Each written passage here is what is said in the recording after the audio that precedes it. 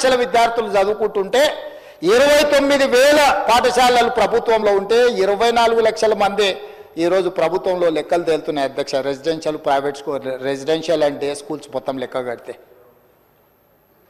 ఇంత నిర్వీర్యాన్ని చేసి మొత్తం ప్రైవేట్ కార్పొరేట్ కంపెనీలకు అప్పచెప్పాలి అని ఆంధ్ర నుంచి వచ్చిన ఇన్స్టిట్యూట్లకు మొత్తం విద్యా వ్యవస్థని అప్పచెప్పేసి మీరు వదిలేస్తే విద్యా కమిషన్ వేసి ఫీజుల నుంచి స్ట్రక్చర్ చేయాలి, విద్యాశాఖను ప్రక్షాళన చేయాలని, సమూలమైన మార్పులు తీసుకురావాలని అన్ని రకాలుగా తాపత్రయపడి డిఎస్సి నోటిఫికేషన్ ఇచ్చి టెట్ పరీక్షలు 55 రోజులలో నిర్వహించి 11,000 మంది టీచర్ల నియామకం చేసిన అధ్యక్ష. 10 సంవత్సరాలు ప్రమోషన్లు లేకుండా ఉన్నా, 20 సంవత్సరాలు ప్రమోషన్లు లేకుండా ఉన్నారు, 10 సంవత్సరాలు ట్రాన్స్ఫర్స్ లేకుండా ఉన్నారు. 20 ఏళ్ళ ప్రమోషన్లను లాంగ్వేజ్ పండిట్స్తో సహా 22,000 మందికి ప్రమోషన్లు ఇచ్చిన 36,000 మంది టీచర్లకు బదిలీలు చేసి చిన్న వివాదం లేకుండా టీచర్ల బదిలీలు చేసిన అధ్యక్ష. ఐఏఎస్లను బదిలీ చేయడం అల్క, కానీ టీచర్లను బదిలీ చేయడం ఎంత కష్టం నీకు తెలియదా అధ్యక్ష? ఎంత చైతన్యం ఉంటుంది వాళ్ళలో? అయినా చిన్న వివాదం లేకుండా 36,000 మంది టీచర్లను బదిలీ చేసిన అధ్యక్ష. 11,000 మంది టీచర్ల నియామకాలను చేపట్టిన, 14 యూనివర్సిటీలకు వైస్ ఛాన్సలర్లను నియమించిన అధ్యక్ష నేను విద్యాశాఖ బాధ్యత తీసుకున్న తర్వాత.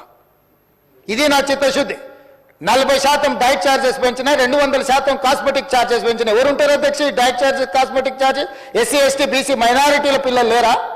ఆ పిల్లలు మా పిల్లలైనా పాఠశాలకు వెళ్ళి వాళ్ళతో పాటు కూర్చొని సహబంతి భోజనం చేసి నా ఐఏఎస్, ఐపీఎస్ అధికారులను నెలకు ఒకసారి ఖచ్చితంగా పాఠశాలలో వెళ్ళి భోజనం చేయండి అని ఈరోజు పర్యవేక్షిస్తున్న మాట వాస్తవం కాదా అధ్యక్ష? ఈ రకంగా ప్రక్షాళన చేసి పేరుకపోయిన చెత్తను తొలగించి మీరు చేసిన పాపాలను కడుక్కుంటూ ఈరోజు పూర్తి స్థాయిలో మేము ప్రయత్నం చేస్తుంటే మమ్మల్ని కించపరిచే విధంగా young India integrated residential schools అధ్యక్ష 58-11,000 కోట్లతో ఇచ్చిన 100 కాన్స్టిట్యున్సీలకు 100 ఇయ్యాలని 20 నుంచి 25 ఎకరాలల్లో each young India integrated residential స్కూల్కు 200 కోట్లు ఇచ్చి ఒక unique concept, SC, ST, BC minority పిల్లలు ఒక్కొక్క స్కూల్లో 2,500 మంది మినిమం ఉండాలి అని ఈరోజు వాళ్ళందరినీ ఇచ్చేసి ఈరోజు వాళ్ళందరినీ ఒక లైనప్ చేసి ఆ పిల్లల కోసం మేము తాపత్రయపడుతుంటే, ఇంటర్నేషనల్ స్టాండర్డ్స్లో మేము కడుతుంటే ఒక యూనిక్ కాన్సెప్ట్ తీసుకొచ్చినప్పుడన్నా అభినందించడానికి మనసు రావాలి కదా అధ్యక్ష? ఇందులో మా స్వార్థం ఏముంది అధ్యక్ష? ఏమన్నా మా పార్టీ కార్యకర్తల కోసం కట్టించిన రిహాబిలిటేషన్ సెంటర్ ఇదేమన్నా? ఈ పేదల కోసమే కదా మేము చేస్తున్నది అధ్యక్ష. అదేవిధంగా ఈరోజు వాళ్ళు ఏదైతే మాట్లాడదలుచుకున్నారో, ఏదైతే చెప్తున్నారో మా మీద బురద జల్లాలన్న ఆలోచన తప్ప లేకపోతే ఇదే కాదు అధ్యక్ష. పోలీసులు 1,00,000 మంది పోలీసులు ఉన్నారు అధ్యక్ష. మనం ప్రశాంతంగా ఈరోజు నిద్రపోగలుగుతున్నాము, మన కుటుంబాలతో ప్రశాంతంగా ఉండగలుగుతున్నాం అంటే పోలీసు రక్షణ వ్యవస్థ ఉండబట్టే అధ్యక్ష.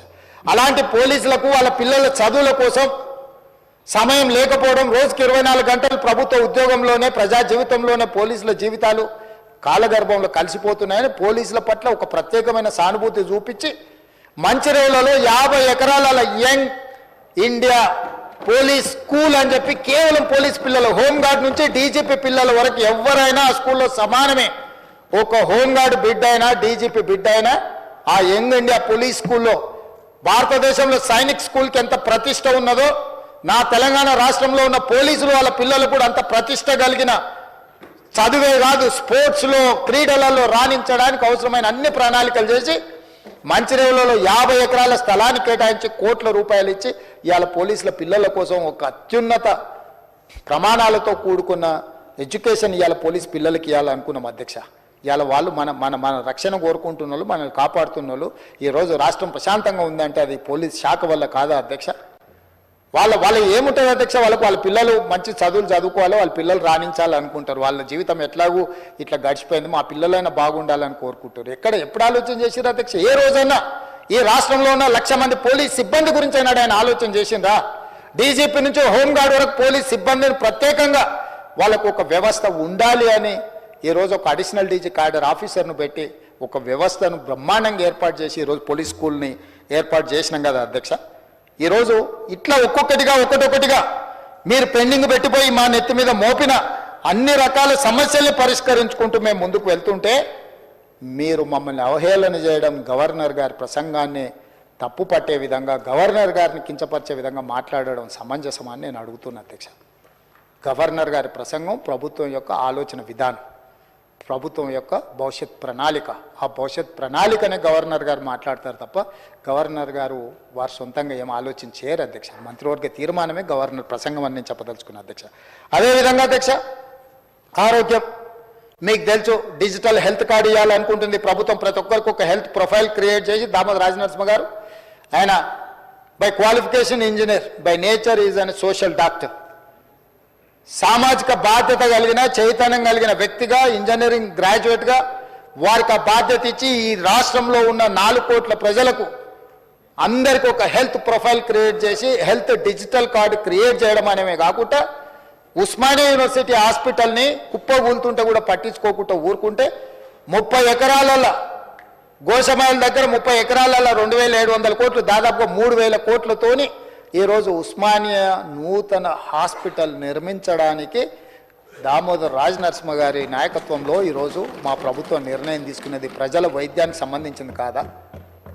రాజీవ్ ఆరోగ్యశ్రీని మీరు నిర్వీర్యం చేస్తే ఆనాడు రాజశేఖర రెడ్డి గారు పేదవాడికి కూడా అపోలో, యశోద లాంటి కార్పొరేట్ హాస్పిటళ్లలో బాజాప్తా ఈ కార్డు తీసుకెళ్తే వైద్యాన్ని అందించే విధంగా తెస్తే దాన్ని నిర్వీర్యం చేసి కాంగ్రెస్ పార్టీకి పేరు వస్తుంది అని మూలకు పడేస్తే దాన్ని 10 లక్షల రూపాయలకు పెంచి ప్రతి పేదవాడి ఆరోగ్యాన్ని కాపాడే బాధ్యత మా ప్రభుత్వాన్ని మేము తీసుకున్న నిర్ణయం మొదటి 2 రోజుల్లోనే కాదా అని నేను అడుగుతున్నా అధ్యక్ష.